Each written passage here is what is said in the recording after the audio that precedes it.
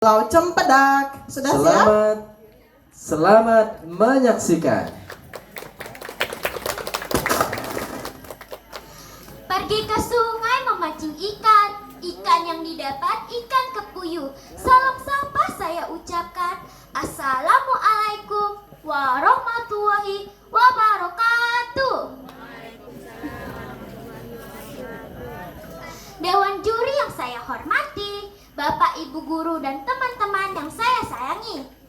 Halo semuanya, perkenalkan nama saya Aisyah Alifah Sanum.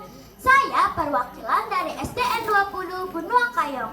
Saya berdiri di sini ingin membawakan cerita berjudul Asal-usul Dugong Pulau Cempedak dari Ketalang, Kalimantan Barat yang ditulis oleh Rizky Muhardiansyah. Dahulu kala, di tepi laut terluas Pulau Cempedak yang indah, hiduplah seorang gadis yang bernama Putri Cempaka.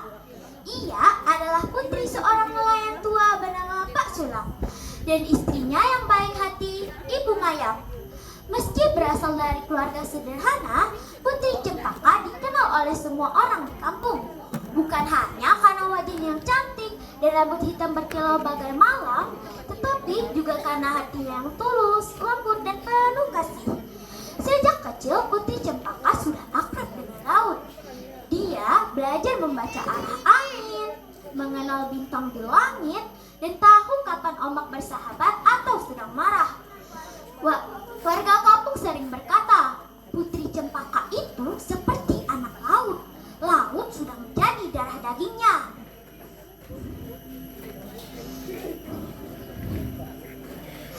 Setiap pagi sebelum matahari tinggi, Putri Cempaka suka berjalan ke pantai. Di sana, ia menyapa para nelayan yang baru pulang dari melaut. Kadang-kadang, ia juga membantu menurunkan jala yang penuh ikan.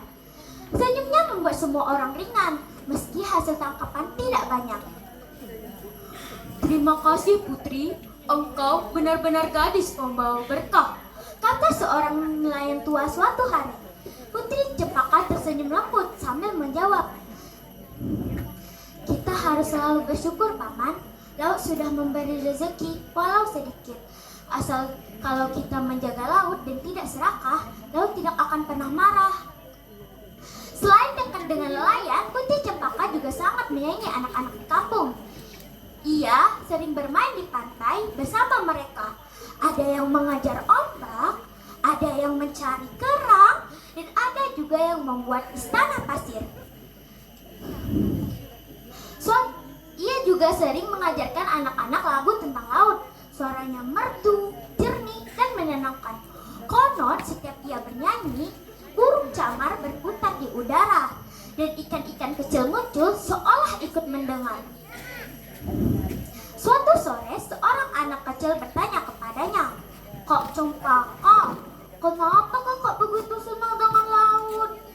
Putri Cempaka tersenyum lembut sambil memandang laut biru, lalu menjawab, karena laut adalah ibu bagi kita. Dari laut, kita makan ikan. Dari laut, kita belajar kesabaran. Asal kita menjaga laut, laut juga akan menjaga kita. Kata-kata itu membuat semua anak terdiam dan merenung. Mereka makin menyayangi laut seperti yang diajarkan oleh Putri Cempaka. Hari-hari berlalu, nama Putri Cempaka makin terkenal.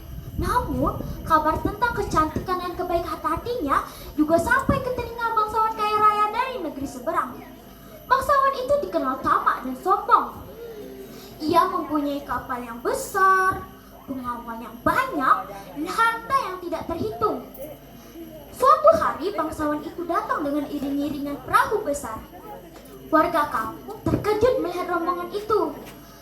Dengan agungnya, bangsawan itu mendatangi rumah Pak Sulam, ayah Putri Cempaka. Di hadapan orang ramai, bangsawan itu berkata lantang, Putri Cempaka, aku telah mendengar kecantikanmu. Aku datang membawa emas, perak, dan permata.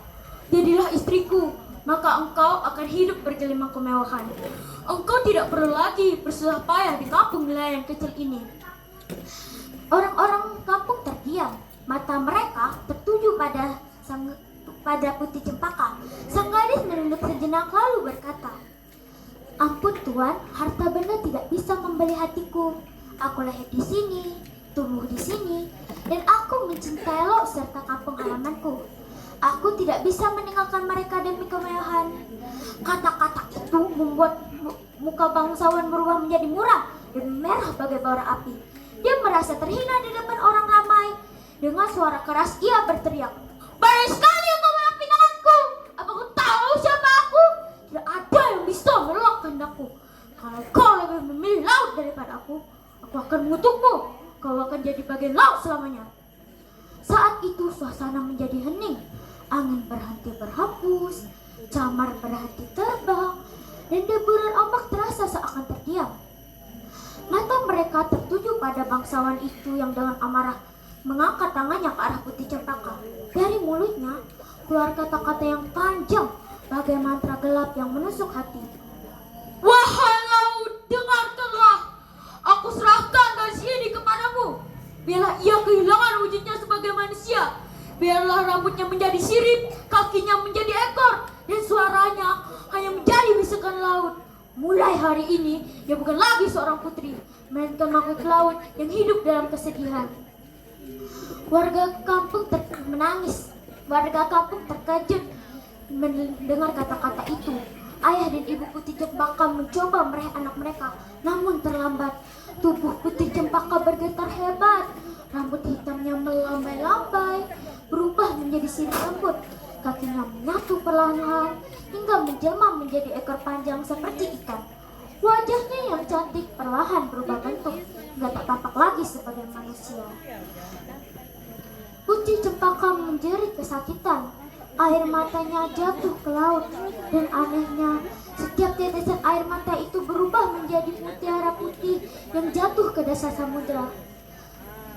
"Ayah, ibu, aku tidak ingin pergi," tangisnya lirih sebelum tubuhnya terhempas ke dalam ombak. Ayah dan ibu Putri Cempaka mencoba meraih anak mereka, namun terlambat. Putri Cempaka telah masuk ke dalam laut dengan tubuh barunya.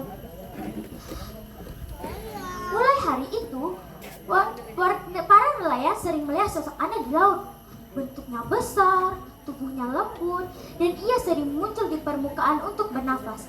Warga kampung berbisik, "Itu bukan ikan, bukan pula manusia. Itu dugong." Mereka percaya dugong pertama kali muncul di Laut Ketapang adalah jelmaan Putri Cempaka. Warga kampung tidak berani mengganggunya.